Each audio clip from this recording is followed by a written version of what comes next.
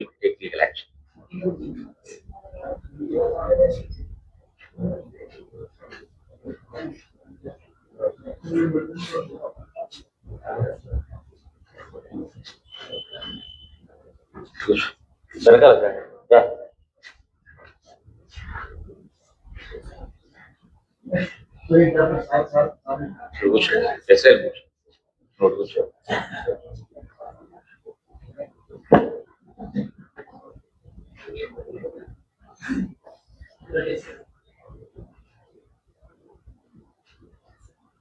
Yeah.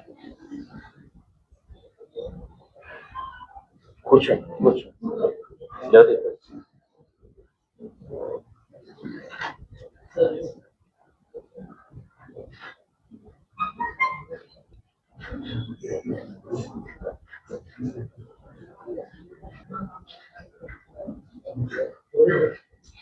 వాళ్ళు ఉన్నారా? Malkajgiri zone పరిధిలోని 2 కేసులకు సంబంధించి ఈ ప్రెస్ మీట్ ఏర్పాటు చేయడం జరిగింది. దీంట్లో ఒకటి ఫస్ట్ జవహర్ నగర్ పిఎస్ లో రిపోర్ట్ అయినటువంటి మర్డర్ కేసు. దీంట్లో గత అక్టోబర్ నెలలో జవహర్ నగర్ పిఎస్ లో కంప్లైంట్ రావడం జరిగింది. అంజు అని 40 సంవత్సరాల మహిళ తప్పిపోయింది, కనిపించట్లేదని చెప్పేసి వాళ్ళ కూతురు, పెద్ద కూతురు ఇచ్చిన కంప్లైంట్ మీద అక్టోబర్ 2025లో మిస్సింగ్ కేసు రిపోర్ట్ చేయడం జరిగింది. ఆ కంప్లైంట్ చూసినప్పుడు అప్పటికే మే 2025లో వాళ్ళ అమ్మ ఇంటి నుంచి వెళ్ళిపోయింది. అప్పటి నుండి ఇన్ని నెలల పాటు రాలేదు అని చెప్పి కంప్లైంట్ ఇవ్వడం జరిగింది. సో ఆ కేసు రిజిస్టర్ చేసిన అనంతరము ఇనిషియల్ గా ఆ మిస్ అయిన మహిళకు 2 కూతుర్లు ఉన్నారు. ఆ 2 కూతుర్లు కూడా ఆ అమ్మాయి ఎవరితోటన్నా వెళ్ళిపోయి ఉంటుంది అనేటటువంటి అనుమానం వ్యక్తం చేయడంతో అక్టోబర్ లో రిజిస్టర్ అయిన కేసులో అదే దిశగా జవహర్ నగర్ పోలీసులు దర్యాప్తు చేయడం జరిగింది. కానీ వాస్తవంగా ఆ మహిళ యూజ్ చేసిన ఫోన్ నెంబర్లు కానీ అవి ఆమె పనిచేసిన ప్రదేశాలను పరిశీలించినప్పుడు సో అటువంటి కాంటెంట్ ఏం దొరకలేదు మాకు. సో దాని మీద తర్వాత అదే దర్యాప్తు కొనసాగిస్తున్న క్రమంలో పిల్లల బిహేవియర్ మీద కొద్దిగా అనుమానం రావడం జరిగింది. కానీ సుమారు 4 నెలల పాటు ఎటువంటి క్లూస్ రాలేదు. రీసెంట్ గా లాస్ట్ వీక్ లో కొన్ని క్లూస్ లభించడంతో దాని దిశగా మరింతగా దర్యాప్తు చేయగా ఈ హత్య విషయం బయటపడింది. దీంట్లో ఈ అంజు అనే మహిళకు చిన్న కూతురు ఎవరైతే ఉంటుందో ఆ అమ్మాయి మైనర్ కాబట్టి పేరు చెప్పడం కుదరదు. సో ఆ మైనర్ అమ్మాయికి సోషల్ మీడియా ద్వారా మాంటీ అనే అక్యూజ్డ్ అతనితో పరిచయం ఏర్పడింది. ఆ పరిచయం శారీరక సంబంధానికి దారి తీసింది. కాకపోతే మైనర్ అమ్మాయి కావడంతో వాళ్ళ తల్లి ఇచ్చిన ఫిర్యాదు మేరకు 2024లోని జవహర్ నగర్ పిఎస్ లో పోక్సో యాక్ట్ కేసు నమోదైంది ఆ అబ్బాయి మీద. దాని మీద అతను 50 రోజుల పాటు రిమాండ్ పోవడం జరిగింది. తదనంతరం జైలు నుంచి వచ్చినాక కూడా ఆ అమ్మాయితో రిలేషన్ కంటిన్యూ చేయడంతో మరొక సందర్భంలో బొలారం పిఎస్ లిమిట్స్ లో మళ్ళీ శారీరకంగా కలిసి తెరవడంతో వాళ్ళ మదర్ ఇచ్చిన కంప్లైంట్ మీద మరో కేసు రిజిస్టర్ అయింది. దాని మీద మరోసారి అరెస్ట్ అయిండు. సో ఇవన్నీ కూడా మనసులో పెట్టుకొని వీళ్ళ మహిళ ఎవరైతే మదర్ ఉన్నారో ఆ మదర్ కి ఇనిషియల్ గా ఆ అబ్బాయి జాబ్ విషయంలో కానీ ఆ అబ్బాయి యొక్క ఎడ్యుకేషన్ క్వాలిఫికేషన్ విషయంలో కానీ సాటిస్ఫాక్షన్ గా లేకపోబట్టి ఈ అమ్మాయికి వేరే సంబంధం చూసుకోవచ్చు, తర్వాత మంచి సంబంధం కాదనే విషయంతో అవాయిడ్ చేయడం ఆమె చేసింది. దాన్ని మనసులో పెట్టుకొని వీళ్ళిద్దరు కూడా వీళ్ళ మదర్ ఉన్న రోజులు వీళ్ళకు మ్యారేజ్ చేసుకోవడానికి ఇబ్బంది అవుతుందనే ఉద్దేశంతో ఆమెను చంపేయాలనేటటువంటి నిర్ణయానికి వచ్చి దానికి అనుగుణంగా వాళ్ళు ప్రణాళిక సిద్ధం చేసుకున్నారు. దానిలో భాగంగా మే 2025 12వ తారీఖున ఆ మహిళ కుక్కుగా పనిచేస్తుంటుంది. ఆమె మార్నింగ్ వెళ్ళి ఆఫ్టర్నూన్ 1 o'clock వస్తుంది. సో ఆమె అదే విధంగా పెద్ద కూతురు డిమార్ట్ లో పనిచేస్తుంది. ఆమె ఎర్లీ మార్నింగ్ వెళ్ళిపోతే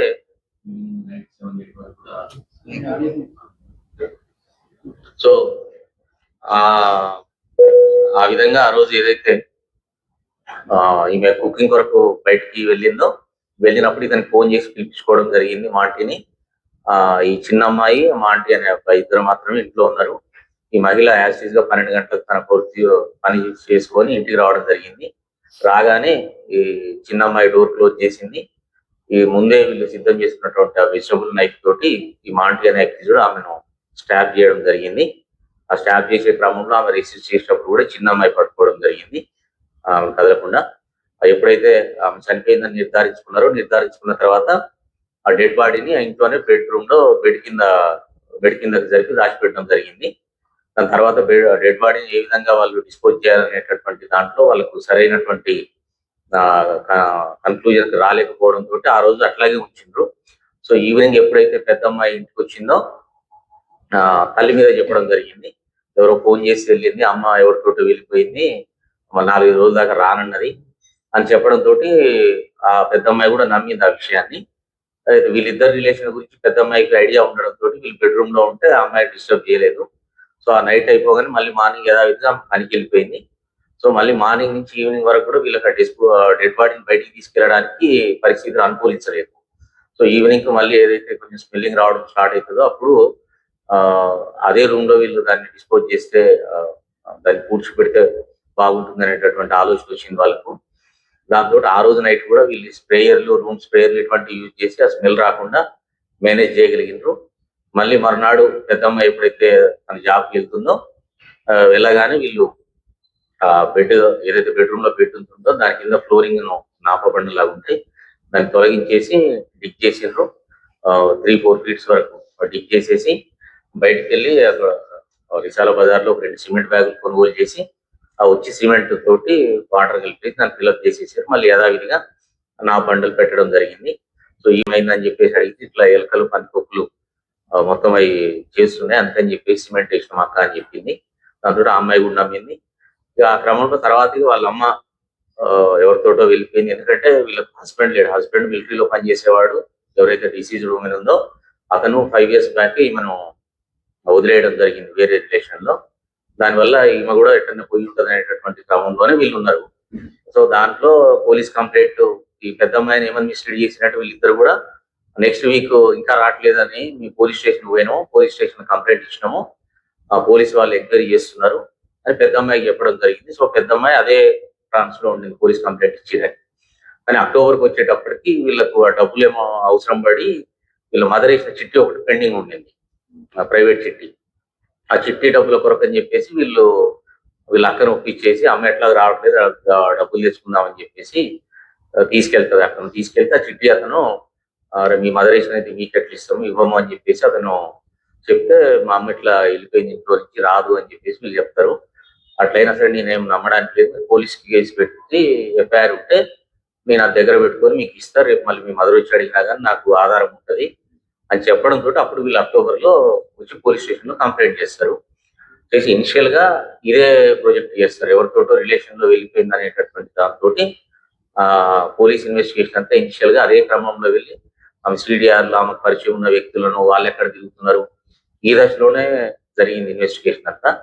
అది ఇప్పుడైతే మాకు దాంట్లో ఏం క్లూస్ రాలేదో వీళ్ళ మీద సస్పెక్ట్ ఉన్న తర్వాత అప్పుడు వీళ్ళ మీద నిఘా పెడితే ఒక ఇంటర్నల్ క్లూ దొరికింది, దాన్ని డిస్క్లోజ్ చేయడం కుదరదు. సో ఆ క్లూ ద్వారా మరింతగా దాన్ని దర్యాప్తు చేసి ఈ అక్యూజ్డ్ ఎవరైతే ఉన్నారో మాంటిని తీసుకొచ్చి కస్టడీలో తీసుకొచ్చి విచారిస్తే నేరాన్ని ఒప్పుకోవడం జరిగింది. జరిగిందంతా వివరంగా చెప్పిండు. సో దాని ప్రకారము మాంటిని అదేవిధంగా ఈ జూనైల్ అక్యూజ్డ్ ఎవరైతే ఉంటారో వాళ్ళని కూడా ఈరోజు కోర్టు ముందు ప్రవేశపెట్టడం జరుగుతుంది. సో ఈ సందర్భంగా పోలీసుల తరఫున అంటే రీసెంట్ డేస్ లో మనం చాలా చూస్తున్నాం ఇటువంటివి. సో అందరూ కూడా మీరు ప్రతి కేసులో ఏ మర్డర్ కేసులో కూడా ఇప్పటి వరకు అక్యూజ్డ్ చట్టానికి దొరకకుండా ఉన్నది లేదు. కాబట్టి మీ ఇంట్రెస్ట్ ఏమున్నా సరే ఏదైతే మీ కుటుంబ సభ్యులనే హత్య చేసేంత ఘాతుకానికి పాల్పడుతున్నారో దీన్ని అందరూ కూడా గమనించాలి. ఎట్టి పరిస్థితుల్లో కూడా మీరు తప్పు చేసి ఏదో ఆ శవాల్ని మాయం చేద్దాము, శవాల్ని దొరకకుండా చేద్దాము ఇటువంటివి చేస్తే తప్పించుకోవచ్చు అనే భావన కరెక్ట్ కాదు. ఎట్టి పరిస్థితుల్లో కూడా మీరు తప్పు చేస్తే చట్టానికి దొరుకుతారు. ఆ చట్టానికి దొరికిన తర్వాత మీరు అనుకున్నట్టు మీ లైఫ్ ప్రశాంతంగా సుఖంగా ఉండదు, మీ కుటుంబ సభ్యులు తిరిగి రారు. కాబట్టి ప్రజలు ఏమైనా వాళ్ళకు ఉన్నటువంటి సమస్యలు చట్టపరంగా పరిష్కరించుకునే మార్గాలను వెతకాలి. ఈ సందర్భంగా ఏదైనా పోలీసులు వెళ్ళుకుంటే తీసుకోవాలి, కానీ ఇటువంటి నేరాలకు పాల్పడకూడదని చెప్పేసి విజ్ఞప్తి చేస్తున్నాము.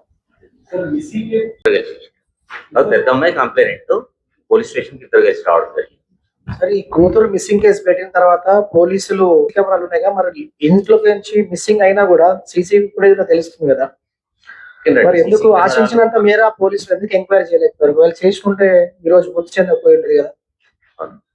సీసీ కెమెరాలు మనకు అన్ని చోట్ల ఆమె కావాలని వెళ్ళిపోయిన క్రమంలో జనరల్ గా సీసీ కెమెరాలను అవాయిడ్ చేస్తుంది అనేటటువంటి ఆలోచన ఉంటుంది పోలీసుకు. సో అక్టోబర్ లో కూడా ఎప్పుడైతే కేసు రిజిస్టర్ చేసిందో చాలా ఎఫర్ట్స్ పెట్టడం జరిగింది. ఫర్దర్ గా ఏంటంటే మీరు గమనించాల్సింది ఆ ఎఫర్ట్స్ కంటిన్యూషన్ ఇప్పుడు ఈ నేరం బయటపడింది. ఇప్పుడు దీంట్లో మాకు ఏదో థర్డ్ పార్టీ ద్వారా ఇన్ఫర్మేషన్ వచ్చింది కాదు ఇది. ఆ ఇన్వెస్టిగేషన్ ఏదైతే నడుస్తున్న క్రమంలోనే పోలీసులు తీసుకొచ్చిన క్లూస్ ద్వారా మాత్రమే ఈ కేసుని డిటెక్ట్ చేయడం జరిగింది. చెప్పినట్టు కొన్ని సందర్భాలలో ఆలస్యం జరుగుతుంది, ఎందుకంటే ఫ్యామిలీ మెంబర్స్ మీద ఎక్కువ డిపెండ్ అవుతారు పోలీసు. సో వాళ్ళు ఇస్తున్నటువంటి ఇన్ఫర్మేషన్ మీదనే మనం ఎంతసేపు ఇన్వెస్టిగేషన్ డిపెండ్ అవుతుంది. సో అది ఇంకో డైరెక్షన్ లో వెళ్ళింది. సో దానివల్ల ఆలస్యం జరిగింది. వాళ్ళ భర్త ఏంటంటే ఇప్పుడు వాళ్ళకి ఏమైనా ఇన్ఫర్మేషన్ ఇచ్చారా, ఆయనకి అసలు ఈ విధంగా జరిగిందన్న విషయం తెలుసు ఆయనకి, మీరు కాంటాక్ట్ అవ్వడమన్నా? భర్త నెంబర్ కాంటాక్ట్ లేడు, ఆయన వీళ్ళతోటి లేడు, మన దగ్గర కూడా అతని ఒరిజినల్ నెంబర్ లేదు. ఇప్పుడు తర్వాత మిలిటరీలో పనిచేస్తున్నాడు, వాళ్ళకి ఇన్ఫార్మ్ చేసామన్నట్టు ఇక్కడ నుంచి వాళ్ళు ఇన్ఫర్మేషన్ ఇస్తామన్నారు. మళ్ళీ మేము కూడా కమ్యూనికేట్ చేస్తాము. వాళ్ళైతే 5 సంవత్సరాల నుంచి మనకు అఫీషియల్ గా ఉన్న ఇన్ఫర్మేషన్ వేరే మ్యారేజ్ తో ఉన్నాడు అని చెప్పేసి.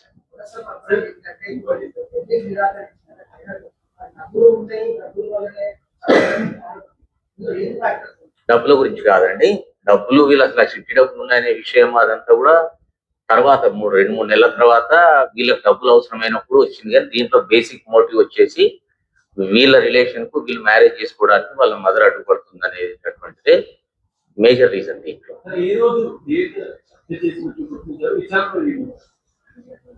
హత్య జరిగింది May 12th కంటే వాళ్ళకి ఇప్పుడు అది ఆల్మోస్ట్ 1 year కావస్తుంది కాబట్టి 11th 12th సంథింగ్ అట్లా చెప్తున్నారు, కానీ మాకు కన్ఫర్మేషన్. సార్ ఇప్పుడు అమ్మాయి మైనర్ అంటున్నారు కదా, మరి మైనర్ ఎట్లా ప్రెగ్నెంట్ జన్మనిస్తుంది? ఎందుకంటే మైనర్ కి డెలివరీ చేయడానికి లేదు కదా. కంప్లైంట్ రావాలి కదా మనకు. ఇప్పుడు ఎవరు కంప్లైంట్, వాళ్ళ మదర్ ఉన్నప్పుడు కంప్లైంట్ చేసింది, 2 సార్లు కంప్లైంట్ చేసి 2 సార్లు కేసు రిజిస్టర్ చేయడం జరిగింది. సో ఏదైతే దీని తర్వాత జరిగిన డెవలప్మెంట్స్ ఉన్నాయో ఇప్పుడు ఆల్మోస్ట్ మేలో అంటే మే నుంచి ఇప్పటికే మీకు 1 year గ్యాప్ కావస్తుంది, 10 months. సో దాని తర్వాత జరిగిన డెవలప్మెంట్ దాని గురించి ఎవరు కూడా మనకేం కంప్లైంట్ చేయలేదు. కంప్లైంట్ చేసి మీరు అన్నట్టు ఆబ్వియస్ గా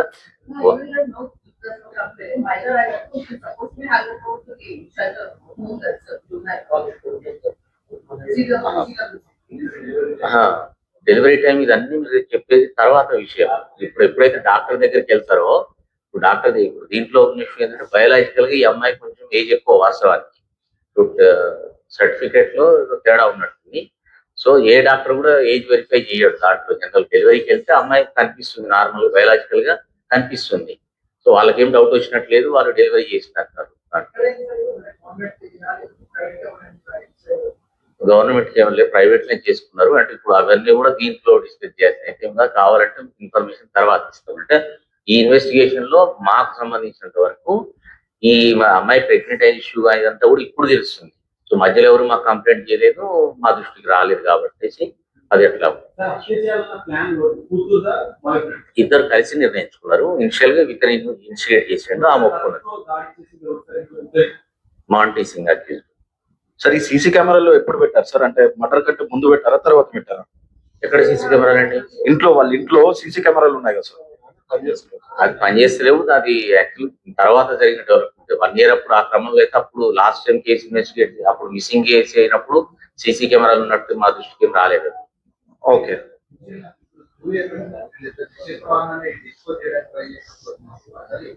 ఇంకా ఇన్వెస్టిగేషన్ లో కొన్ని జనరల్ గా అవసరం లేదు.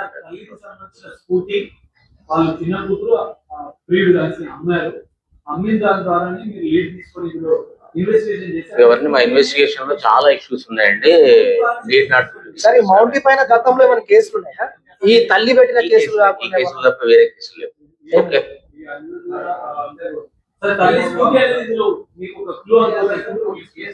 చాలా ఉన్నాయి క్లూస్, దాంట్లో చాలా ఉంటాయి. డెఫినెట్ గా అన్ని ఉంటాయి క్లూస్. సార్ ఈ మౌంటీకి ఏమన్నా క్రిమినల్ రికార్డ్ ఉందా సార్? గతంలో అతని పైన కేసులు అట్లా ఏమన్నా ఉన్నాయా సార్? పోక్సో కేసులు 2 ఉన్నాయి, వేరే కేసులు లేవు. ఈ విషయం మా అమ్మాయికి తెలుసా సార్? అమ్మాయికి ఏం చేసింది? ఓకే.